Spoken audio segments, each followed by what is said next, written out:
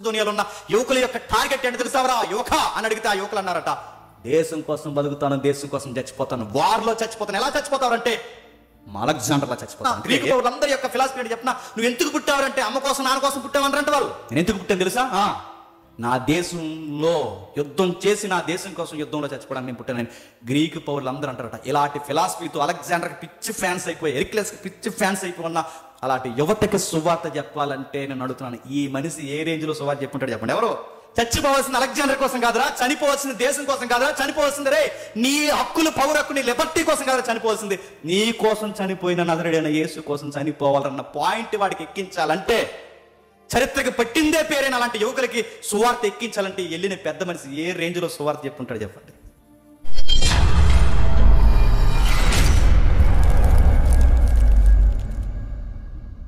ఇచ్చాడు. ఆ గుర్రం సీన్లు అన్ని హిస్టరీలో ఎవరికి చెప్పినా ఈ తెలుగు హీరోలే కాదు, గుర్తుపెట్టుకుని అంత కాపీ పేస్ట్ ఇలా కాదు. గుర్రానికి ముద్దెట్టడం, గుర్రాన్ని ఇలా తీసుకోవడం, గుర్రం సినిమాలో చూసాం కదా, ఈజీలో ఎత్తే గుర్రం ఎలా ముందుకు వచ్చాడు, గుర్రం అదే బాబులు ఏదో పడిపోతుందని బయటికి లావడం. ఈ సీన్లన్నీ ఎక్కడే అనుకుంటున్నారు? ద గ్రేట్ అలెగ్జాండర్ మూమెంట్స్ గుర్తుపెట్టుకోండి. ఇలా అందులో హిస్టరీలో కాపీ కూడా మనకి హిస్టరీ తెలియదు కదా. అమ్మో అంటామా, నేను గుర్రం నీ కొంత కుక్క కూడా రాదా నీకు అనుకో. అక్కడే అవన్నీ అంటే గుర్రంతో కనెక్ట్ అయ్యాడు. ఆ గుర్రం ఎన్నో యుద్ధాలలో ఆయనకి విజయం ఇచ్చింది కనుక లవర్ లాగా లవ్లీగా చూసుకున్నాడు దాన్ని. ఎక్కడ చచ్చిపోయింది చెప్పనా? మన ఇండియాలోనే చచ్చిపోయింది. ఎక్కడ చనిపోయింది తెలుసా? మన భారతదేశ యుద్ధంలోనే చనిపోయింది. అందుకే ఇండియాలో పేరెట్టారు బుసఫలస్. ఏరియాకి పేరు ఉండాలి బుసఫలస్. ఎవరైతే ఉన్నాడో ఆయనకి పేరు పెట్టారు ఫరస్, పురుషోత్తముడా. ఆ రాజు, ఆ రోజులో పురుషోత్తముడు ఎవరైతే ఉన్నాడో మన ప్రాంతంలో పురాతన భారతదేశపు చరిత్రలో, అంటే ఓల్డ్ ఇండియన్ హిస్టరీలో పాత భారతదేశపు చరిత్రలో ఆ రోజు ఎవరైతే ఉన్నారో అలెగ్జాండర్తో యుద్ధం చేసిన రాజు, మన ఇండియన్ రాజు ఎవరంటే పురుషోత్తముడు. ఆయన పేరు ఫరస్ అంటారు. ఆయన భారతదేశం తరపున యుద్ధం చేస్తే 7 అడుగులు ఉండేవాడు. 7 అడుగులు. మన రాజు 7 అడుగులు. ఇతను తెలుసా? 5.5 ఉన్నవాడు 5 ఖండాలను దగ్గర తెచ్చాడు చూడు. 4-5 ఖండాలను గ్రిప్లో పెట్టాడు చూడు. అంటే అక్కడ అతనుకున్న పవర్ అలాంటిది. 7 అడుగులు ఉన్నవాడు మనోడు బాగానే వేస్తాడు. మనోళ్ళు కొంచెం బాగానే పోటీ ఇచ్చారు. ఎందుకు పోటీ ఇచ్చారంటే హిస్టరీ కొంచెం టచ్ చేస్తున్నారు ఏమనుకోకండి. మనోళ్ళు మంచి పోటీ ఇచ్చారు. ఎందుకు పోటీ ఇచ్చారంటే డిఫరెంట్గా ఫైట్ చేస్తారు. డిఫరెంట్గా అంటే ఎప్పుడు యుద్ధాలు చేసినా ఈ వెస్టర్న్ యుద్ధాలన్నీ ఎలా ఉంటాయంటే, ఈ గ్రీక్ యుద్ధాలన్నీ ఎలా ఉంటాయంటే, ఈ పొడవైన సోలాలు ఉంటాయి వీళ్ళకి. ఇలా ముందుకు వచ్చేస్తారు ఇలా పట్టుకుని ఇలా, అదిగో చూసారు వాళ్ళ ఈట్లు, వాళ్ళ గుర్రాల మీద యుద్ధం చేస్తారు. ఇలా ఇప్పుడు గుర్రాల మీద ఈట్లతోనూ ఈ డాల్ ఉంటే చూస్తారు, డాల్ యుద్ధం చేస్తారు. కానీ ఇండియాలో డిఫరెంట్ ఫైట్ స్టార్ట్ అయింది. అందుకే మన వాళ్ళు గట్టి పోటీ ఇచ్చారు. డిఫరెంట్ ఫైట్ ఏంటంటే మన వాళ్ళు ఏనుగుల మీదకి ఫైట్ చేస్తారు. మన ఇండియాలో ఎక్కువ ఏమంటే చెప్పండి? ఏనుగు మీద పొడి చేస్తుంటే ఎలా పొడుతామండి? దీని కాల్ చూస్తే భయం వేద్దాం మనకి. అందుకే పోటీ బయట మీరు 300 వారియర్స్ 2, 300 వారియర్స్ 1 చూసారా? మారక ముందు పర్షియన్స్ అదేదో ఫైట్ సీన్ అని చూసేస్తుంటారు. ఆ రాజమౌళి ఎందుకు కాపీ కొడతాడు. 300 వారియర్స్ 1, 2 అందులో దర్యావేష్ క్యారెక్టర్ ఉంటుంది 2లో. పర్షియన్స్ యుద్ధం జరుగుతున్నప్పుడు దర్యావేష్ క్యారెక్టర్ ఉంటుంది. ఇలా ఒకడు పడవైపోతారు. ఇంత పడవైపు దాన్ని ఏమంటారు? ఆడిని ఆడ మగ కానివాడిని ఓడి చెప్పండి నాకు, ఇజ్రా ఆడ మగ కానట్టు అయిపోతాడు. ఇలా పెద్ద రింగ్ ఎట్టుకుని ఇలా ఉంటాడు చూసారా? ఇవన్నీ మిక్స్డ్ క్యారెక్టర్లు అని ఎక్కడ అనుకున్నాడు? అలెగ్జాండర్తో యుద్ధాలు అని ఇవన్నీ మిక్స్, అంటే మిథాలజీ కదా స్టోరీస్ అంటే, ఇవన్నీ మిక్స్ చేసి ఒక్కొక్క క్యారెక్టర్ తీసుకొచ్చి ఆ మూవీస్ అలా డిజైన్ చేశారు. ఎప్పుడైతే తీసుకొచ్చిన తర్వాత ఏం జరుగుతుందో చూడండి. జరుగుతుంది. అలెగ్జాండర్ గురించి మనం మాట్లాడుకుంటున్నాం. ఏంటి అలెగ్జాండర్ అంటే ద గ్రేట్ అని ఎందుకన్నారంటే అలెగ్జాండర్ని 7 సంవత్సరాల నుంచి 10 సంవత్సరాల లోపు ప్రపంచంలో గ్రిప్లో తీసుకొచ్చాడు. మ్యాప్ ఒకసారి చూపించు. ఆయన తిరిగిన మ్యాప్ అంటే ఆయన జయించిన మ్యాప్స్, ఆయన జయించిన ఏరియాస్ ఒకసారి ఉంటాయి చూడండి. ఒకసారి మీరు కావాలంటే రికార్డెడ్ మ్యాప్ మీకు దొరుకుద్ది, వీలైతే చూడండి. ఇదిగో ఆయన సొంత ఏరియా మాసిదోనియా. ఎక్కడో చదివాం చెప్పండి, అదే గుర్తు రావట్లేదు అనకండి. ఎక్కడో చదివాం మాసిదోనియా. అవరు యుగేస్లేవియా ఎక్కడ? పౌలు గారు వెళ్తారే ఆ ఏరియాని అంటే అలెగ్జాండర్ గారు సొంతూరు బైబిల్లో రాయబడిన మాసిదోనియానా? అందుకనే ఈ 400 చరిత్రలో మీరు గ్రీకు చరిత్ర చెప్తున్నారు. అందుకే చెప్తున్నాను. ఈ మాసిడోనియా ఏంటి, ఈ గొడవ ఏంటి, అపోస్తుల గారిలో సడన్గా వచ్చి ఆ పిలుపు పట్టణం ఏంటి, ఈ పట్టణాలు తాగడేంటి? పౌలు గారు ఆ పట్టణాల్లో నిలబడినప్పుడు ఎందుకు పౌరుడు ఎలా బతకాలన్న ఆ ఫిలాసఫీ సువార్త ఎందుకు చెప్పాడు, ఆయన ఆ టైపు కోణంలో సువార్తను ఎందుకు ఎత్తాడో తెలియాలంటే, ఆ ఏరియాల్లో అక్కడ ఉన్న యువత ఎలాంటి ఫిలాసఫీతో బతుకుతున్నారో తెలియాలంటే ఖచ్చితంగా నీకు హిస్టరీ తెలియాలా వద్దా? అందుకే టచ్ చేసిన హిస్టరీ. పౌలు గారు సొంతూరు, క్షమించండి, అలెగ్జాండర్ సొంతూరు మాసిదోనియా అంటే ఆ మాసిదోనియా మన బైబిల్లో చదువుతున్న మాసిదోనియా. అక్కడి నుంచి స్టార్ట్ చేశాడు. అక్కడి నుంచి స్టార్ట్ చేసిన ఆయన ఎన్సస్ యుద్ధం 33లో చేశాడు. నెక్స్ట్ దానియేలు గ్రంథం 11వ అధ్యాయం. దానియేలు గ్రంథం 11వ అధ్యాయం మొదలు వచ్చిన చూడండి. మాదీయుడగు దర్యావేసు మికాయేలును స్థిరపరచుటకును బలపరచుటకును సత్యమును నీకు తెలియజేయుచున్నాను. బాగా వినండి, అప్పటికి అలెగ్జాండర్ పుట్టలేదు, అప్పటికి గ్రీక్ ఇంత ఫుల్ ఫ్లెడ్జ్డ్గా ఫామ్ కాలేదు. ఆ టైంలో అలెగ్జాండర్ గురించి ఎంత గొప్పగా రాస్తున్నాడు చూడండి. మాదీయుడగు దర్యావేసు మొదటి సంవత్సరం అందు మికాయేలును స్థిరపరచుటకును బలపరచుటకును నేను అతని యొద్ద నిలబడితిని. ఇప్పుడు నీకు సత్యమును తెలియజేస్తున్నాను. ఏమనగా ఇంకా 3 రాజులు పారసికం మీద రాజ్యం చేతురు. బాగా వినాలి, లాస్ట్ వీక్ మీకు కొంచెం గుర్తుంటే మీకు అర్థమైపోద్ది. ఇంకా 3 రాజులు పారసికుల మీద చెప్పండి పరిపాలన చేస్తారు. అందరికంటే అధికైశ్వర్యం కలిగిన 4వ రాజు ఒకడు వచ్చును. అతడు తనకున్న సంపత్తు చేత బలవంతుడై అందరినీ గ్రేకీల రాజ్యమునకు విరోధముగా లేపుని నడుతుంది. ఇలాంటి రెఫరెన్స్ అర్థం కావాలంటే ఖచ్చితంగా ఏం తెలియాలి చెప్పండి? హిస్టరీ తెలియాల్సిందే. నీకు హిస్టరీ జాగ్రఫీ తెలియకపోతే బైబిల్లో ఇలాంటి రెఫరెన్స్ ఉన్నాయన్న సంగతి నీకు బోధపడదు. మనం ఏమనుకున్నామంటే స్నానం చేసి వచ్చి ఒక అధ్యాయం చదువుకుంటే కడుపులో మజ్జిగ చల్లగా ఉంటుంది అనుకుంటున్నాం. మనం మజ్జిగ అరగదు ఏమనుకున్నా, అలాంటి రెఫరెన్స్ ఉన్నాయి ఇక్కడ. నువ్వేమనుకుంటున్నాంటే రోజుకు ఒక అధ్యాయం చదువుకుంటే సెంటిమెంట్గా దేవుడు పరలోకం నుంచి ఫీల్ అయిపోయి అయ్యో నా బిడ్డ ఈరోజు ఒక అధ్యాయం చదివేశాడు అని పరలోకంలో దేవుడు గడ్డగిన చేయడం నీ ఏమో చూస్తాడు అనుకుంటున్నావు. అర్థం కాలేని చదువెందుకు, అర్థం పర్థం లేని విద్య ఎందుకు, అర్థం చేసుకోలేని నీ బైబిల్ స్టడీ దేనికి? అర్థం చేసుకుని దేవుడు ఎంత గొప్పవాడు నీకు అర్థమవుతాడు. చెబుతున్నాడు చూడండి, 3 రాజులు వస్తారు. ఆ 3 రాజులు పారసికుల రాజ్యం పారసికుల మీద తిరగబడతారు. అందరికన్నా చివరిన ఒకడు వస్తాడు. అంటే పారసికుల రాజ్యం ఎలా అంతరించిపోయిందంటే 3 రాజులు వస్తారు. ఆ 3 రాజులు 3 శాఖలకు విడిపోతారు. ఆ 3 రాజులు దండయాత్ర చేస్తారు. ఆ దండయాత్ర చేసిన తర్వాత 4వ వాడు వస్తాడు. ఈ 4వ వాడు ఎంత గట్టి పోటీ ఇస్తాడంటే వాడు గ్రీకులను కూడా ఎదురుస్తాడు. వాళ్ళెవరంటే స్క్రీన్ షాట్ ఉంది. వాళ్ళెవరో చెప్తున్నా చూడండి. దర్యావేసు 2, అస్తహస్త 2, అర్థహస్త 3.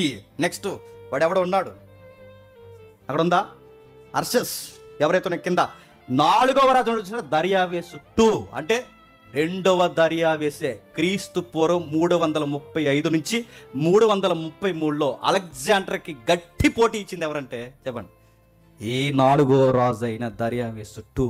అంటే ఈ రెఫరెన్స్ పక్క ఇదే లిస్ట్. అంటే కళ్ళు మూసుకుని తడుగొట్టేసుకుని జ్ఞాపకం పెట్టుకోండి, అదే లిస్ట్. వాళ్ళే ఆ సంవత్సరాలు అవే. దర్యావేసు అర్థహస్త ఎవరైతే ఉన్నారు 1, 2, 3, 4. ఆ 4వ రాజు ఎవరైతే ఉన్నారు దర్యావేసు 2, 4వ రాజు అతనే అలెగ్జాండర్ మీద గట్టిగా తిరగబడింది. ఇందాక మనం చదువుకునే 3 యుద్ధాలు, గొప్ప యుద్ధాలు జరుగుతాయి. అందులో మొట్టమొదటి యుద్ధం ఇస్సాస్ అని కింద రాశారు చూడండి. ఆ యుద్ధంలో గట్టి పోటీ ఇచ్చిన యుద్ధంలో చేసిన రాజే దర్యావేసు.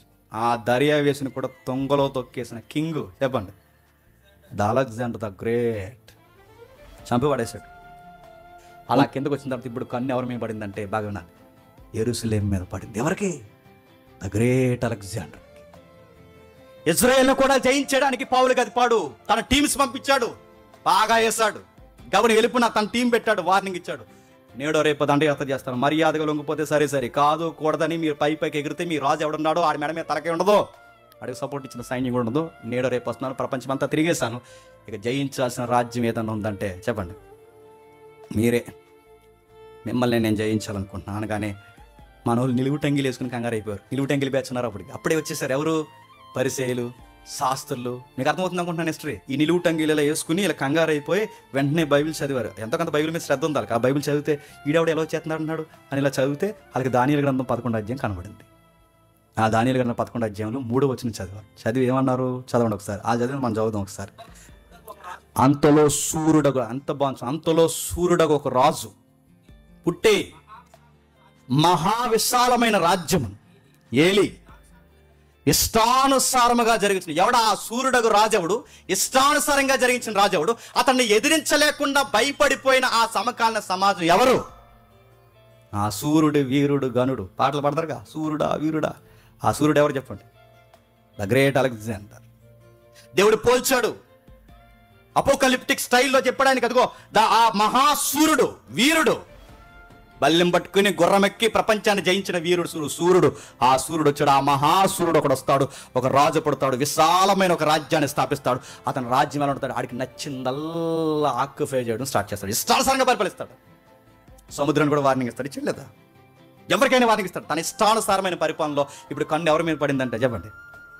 యెరూషలేము మీద పడింది. యెరూషలేము దగ్గరికి అన్నాడు, మిమ్మల్ని నేను జయిస్తానంటే మన వాళ్ళు నిలువు టంగిలు వేసుకుని దాని మీరు మా దేశాన్ని పట్టుకోవడానికి వచ్చారు, మీరంటే మాకు కోపం లేదు, మీరంటే మాకు బాధ లేదు, మీరంటే మాకు భయం కూడా లేదు, మీరంటే మాకు ప్రేమ ఉంది. ఎందుకు చెప్పిన? మీ గురించి మా సైన్యములకు అధిపతికి దేవుడైన యెహోవా మీ రాజుగా ఒకరోజు పలానోడు సూర్యుడిగా వస్తాడని మీ గురించి మా ప్రవక్త ద్వారా, మా దానియేలు ద్వారా ముందే చెప్పాడు రాజా. ఆ రాజు ఎవరో కాదు, మీరే. అందుకే మీకు మమ్మల్ని జయించక ముందే మా దేశం మీకు చెప్పండి వెల్కమ్ చెప్తుంది. రండి అనగానే మురిసిపోయాడంట. ఎవరు అంటే మనకు కూడా ఫ్యాన్స్ ఉన్నారనమాట అనుకున్నాడంట. నాకు ఫ్యాన్స్ ఉన్నారు అబ్బా అనుకున్నాడంతే. ఆ రోజు ఫ్యాన్స్ ఉన్నారు అనుకున్న రోజు అన్నాడట, జయించడానికి వచ్చినవాడు ఇజ్రాయెల్ని ఏమనకుండా వెళ్ళిపోయాడంట. ఆ రోజు ఆ హిస్టరీలో ఆ రెఫరెన్స్ చూపించి ఆ చరిత్రకారుడైన జోసెఫస్ కూడా చెప్తున్నాడు, ఆ రోజు ఈ యూదుల పెద్దలందరూ ఇలా ఆయన పొగిడి పొత్తు పెట్టుకునే ప్రయత్నం చేస్తే ఆ సూర్యుడు వీరుడు ఏమనలే, మీరు నాతో స్నేహంగా ఉండండి అన్నాడట. సరిగ్గా రోమా ప్రభుత్వం పరిపాలిస్తున్న టైంలో, నెక్స్ట్ టచ్ చేస్తాం రోమా ప్రభుత్వాన్ని. రోమా ప్రభుత్వం పరిపాలిస్తున్న టైంలో ప్రభు అయిన యేసుక్రీస్తు వారు పుట్టాడు. ఆ పుట్టిన తర్వాత ఆయన బ్రతికాడు, ఆయన జీవించాడు, ఆయన సువార్త ఆయన చేశాడు, 12 మందిని నియమించాడు. 12 మంది నియమించిన తర్వాత ఆయన వెళ్ళిపోయాడు. ఆయన వెళ్ళిపోయిన తర్వాత కడమట అపోస్తులకు ఒక ఆయన వచ్చాడు. ఆయన పేరు చెప్పండి? అపోస్తుడైన పౌలు. ఆ పౌలు వచ్చి ఈ పెద్ద మనిషి ఊరు వెళ్ళాడు. ఎవరు పెద్ద మనిషి అంటే నేను కాదు, అలెగ్జాండర్ ఊరు వెళ్ళాడు. ఆ ఊరు మాసిదోనియా. ఆ మాసిదోనియాకి వెళ్ళి పౌలు గారు ఎలాంటి సువార్త చెప్పండి? మాసిదోనియాలో ఉన్న యువకుల యొక్క టార్గెట్ ఏంటో తెలుసా? ఒరే దేనికోసం బతుకుతావరా యువక అని అడిగితే ఆ యువకులు అన్నారట, దేశం కోసం బతుకుతాను, దేశం కోసం చచ్చిపోతాను, వార్లో చచ్చిపోతాను. ఎలా చచ్చిపోతావంటే అలెగ్జాండర్లా చచ్చిపోతాను. అందుకే ఎర్క్లెస్ హిస్టరీ కానీ, అలెగ్జాండర్ హిస్టరీ కానీ, గ్రీకుల యూరల్ హిస్టరీ మనం చదువుతున్నప్పుడు అక్కడ అన్న గ్రీకు పౌరులందరి యొక్క ఫిలాసఫీ అంటే చెప్పిన, నువ్వు ఎందుకు పుట్టావంటే అమ్మ కోసం నాన్న కోసం పుట్టావంటారంట వాళ్ళు. నేను ఎందుకు పుట్టాను తెలుసా? నా దేశంలో యుద్ధం చేసి నా దేశం కోసం యుద్ధంలో చచ్చిపోవడానికి నేను పుట్టానని గ్రీకు పౌరులు అందరూ అంటారట. ఇలాంటి ఫిలాసఫీతో అలెగ్జాండర్కి పిచ్చి ఫ్యాన్స్ అయిపోయి, ఎరిక్లెస్కి పిచ్చి ఫ్యాన్స్ అయిపోయి ఉన్న అలాంటి యువతకి సువార్త చెప్పాలంటే నేను అడుగుతున్నాను, ఈ మనిషి ఏ రేంజ్లో సువార్త చెప్పుంటాడు చెప్పండి? ఎవరు? చచ్చిపోవాల్సింది అలెగ్జాండర్ కోసం కాదురా, చనిపోవాల్సింది దేశం కోసం కాదురా, చనిపోవాల్సింది రే నీ హక్కులు, పౌర హక్కు, నీ లిబర్టీ కోసం కాదురా చనిపోవాల్సింది, నీ కోసం చనిపోయిన నజరేయుడైన యేసు కోసం చనిపోవాలన్న పాయింట్ వాడికి ఎక్కించాలంటే, చరిత్రకి పట్టిందే పేరైన అలాంటి యువకులకి సువార్త ఎక్కించాలంటే వెళ్ళిన పెద్ద మనిషి ఏ రేంజ్లో సువార్త చెప్పుంటాడు చెప్పండి? మాసిదోనియాను తొలగొట్టేశాడు. ఇలాంటి కూరుకుపోయిన ప్రజలకు సువార్త చెప్పరే, చచ్చిపోవాల్సింది మీకోసం, మీ దేశాల కోసం కాదురా, చనిపోవాల్సింది మన కోసం, చనిపోయిన దేవుడి కోసం చనిపోవాలరా అలాంటి యువకులను అక్కడ లేవనెత్తి మాసిదోనియాలో ఒక సంఘం కట్టాలంటే మామూలు ఫైట్ అంటే అది. అందుకే చెప్తున్నాను, క్రొత్త నిబంధనలు ఈ మాసిదోనియా ఏంటి, ట్రాయ్, ఈ ట్రాయ్ ఏంటి, ఏరియాస్ ఏంటి, హిస్టరీ ఏంటి, ఇవన్నీ తెలియాలంటే చెప్పండి ఈ క్రొత్త నిబంధనకి పాత నిబంధనకి మధ్య ఉన్నా చెప్పండి చరిత్ర తెలియాలి. అందుకు గింజుకుంటున్నాం. ఏ టైంకి ఎప్పుడు ఏం జరుగుతుందో మనకు తెలియదు. టైం వచ్చినప్పుడు చెబుదాంలే అనుకుంటే టైం ఉండకపోవచ్చు, టైం వచ్చినప్పుడు చెబుదాంలే అనుకుంటే చెప్పేవాళ్ళు మేము ఉండకపోవచ్చు, చర్చ ఉండకపోవచ్చు, వేగాలు చెబుదాం అనుకుంటే చెప్పడానికి టైమే సరిపోకపోవచ్చు. అందుకే దేవుడు అవకాశం ఇచ్చినప్పుడల్లా మాట్లాడుకుందాం, చరిత్ర అంతా మాట్లాడుకుందాం. నేను సువార్త అంటే ఓట్లు ఎలసికి వెళ్ళి అమూల్యమైన ఓటు ఏంటి మనకే అన్నది చెప్పకూడదు. సువార్త అంటే ఇదిగో చెప్పండి, ఎంత హిస్టరీ ఉంది, ఎంత జోగ్రఫీ ఉంది, ఎంత ఎవిడెన్స్ ఉంది, దీన్ని మాట్లాడండి. ఏ స్టూడెంట్ మారడు చెప్పండి, ఏ ఎంప్లాయీ మారడు చెప్పండి, ఏ అధికారి ఒప్పుకోడు చెప్పండి. ఇది తప్పని అనలేక బాప్టిజానికి సిద్ధం కాకుండా ఉన్నవారు ఎవరున్నారు చెప్పండి? దీన్ని ఉన్నది ఉన్నట్టుగా మాట్లాడే జ్ఞానయుక్తమైన దేవుని అంబులు పొదలో వాడబడే బిడ్డలు లేరు. అది బాధ. అలాంటి బిడ్డలు తయారవ్వాలంటే అందుకే మనం పెట్టుకున్న ప్రాజెక్ట్, ఒక జనరేషన్ మనం ఫామ్ చేద్దాం, 100 మందిని తయారు చేద్దాం, ఏడాదికి రిలీజ్ చేద్దాం. ఏరియా మనం చూపిస్తున్నాం, ఇక్కడ నీడు ఉందని మనం చెప్తాం, నిలబడి మాట్లాడమంటాం. నువ్వు స్టూడెంట్స్లోకి వెళ్తావో, ఎంప్లాయీస్లోకి వెళ్తావో, ఈ ఏరియాకి వెళ్తే ఎక్కడ వెళ్తే వెళ్ళు, నువ్వు నిలబడు. నువ్వు సంఘాన్ని కట్టి నిలబడేంత వరకు మా సపోర్ట్ మీకు ఉంటుంది. ఆర్థికంగా, మానసికంగా, ఎలాగైనా నీ సువార్తలో మా సపోర్ట్ మీకు ఉంటుంది. ఈ సమస్త వ్యవస్థ ఉన్నంతకాలం నేను నిలబెడతామని చెప్తాం. ఒక్క నిలబడితే ఎంతమంది నిలబెడతారు చెప్పండి? ఊరంతా మారుస్తామని అనగానే కనీసం మన జిల్లాలో ఎంతకంత ప్రభావం తెస్తామో తేమో. ఆ దేవుని చిత్తమైతే జిల్లాకి ఇటు రాష్ట్రానికి తెస్తాం, రాష్ట్రానికి ఇటు చెప్పండి దేశానికి తెస్తాం. అంత ఆయుష్ని, ఆరోగ్యాన్ని, జ్ఞానాన్ని దేవుడు మనకు అనుగ్రహించును గాక. మన ఈ రోజులకు కూడా మన టార్గెట్స్ అర్థం అవును గాక. ముఖ్యంగా ముందాలను ఆశీర్వదించును గాక.